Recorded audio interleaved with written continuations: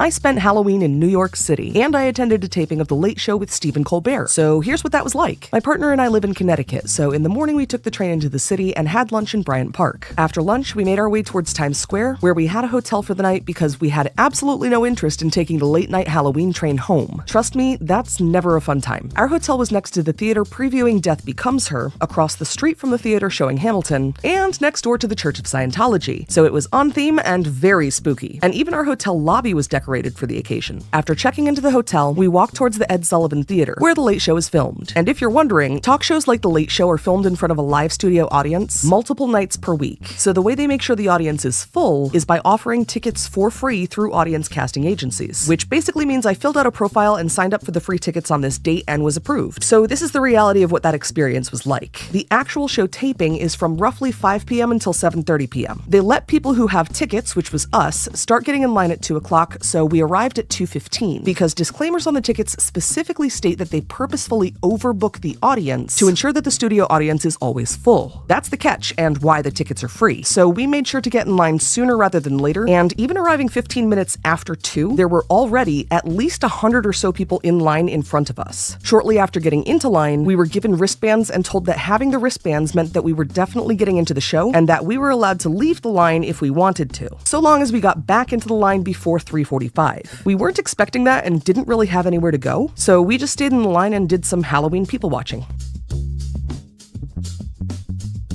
At about 3 o'clock, the line behind us had gotten very long, and this gentleman from the Late Show staff began to brief each section of the line on the rules, one section at a time. By about 3:20, they started letting us into the lobby of the Ed Sullivan Theater, which made me very glad we hadn't left the line, since that was a full 25 minutes after they had told us to be back in the line. The inside of the lobby was pretty small, but the architecture was old and beautiful. After about 10 minutes, each section of the line was told that we would be allowed to use the restroom section by section before the taping, because during the entirety of the taping, no one would be allowed to leave, including for bathroom breaks. At about 4:20, they opened the doors and started to let us into the theater, where we were required to turn our phones off, so I have no footage of the inside of the theater past this point. The studio pages seated us according to our place in line, which means we didn't get to choose our seats, and they were assigned relatively randomly. We were seated on the far right side of the audience from the perspective of the audience, on the lower level, about 4 rows back from the front, which was probably one of the worst vantage points, but even then, we had no issue seeing the majority of the show, so we didn't mind. The man sitting next to us, however, was much less understanding, complaining to the woman he was with that he didn't feel that the view was worth waiting in line for. During the taping, he crossed his arms and dramatically huffed about it multiple times. I know this because I literally felt his breath on my arm every time he did it. So why am I mentioning this guy? To remind you that if you're in the exact same situation,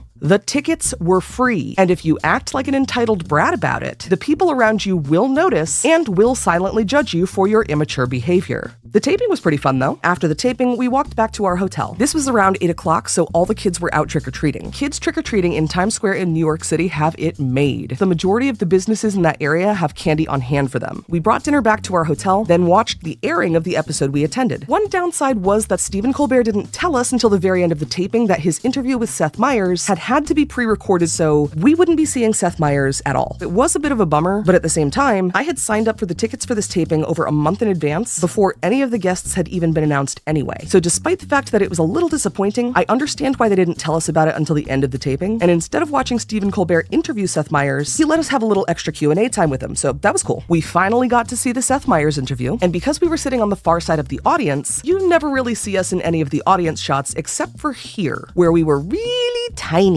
After we watched the episode we were in the audience for, we took another short walk around Times Square at about 1 in the morning, and it was by far one of my top 10 favorite people watching experiences I've ever had.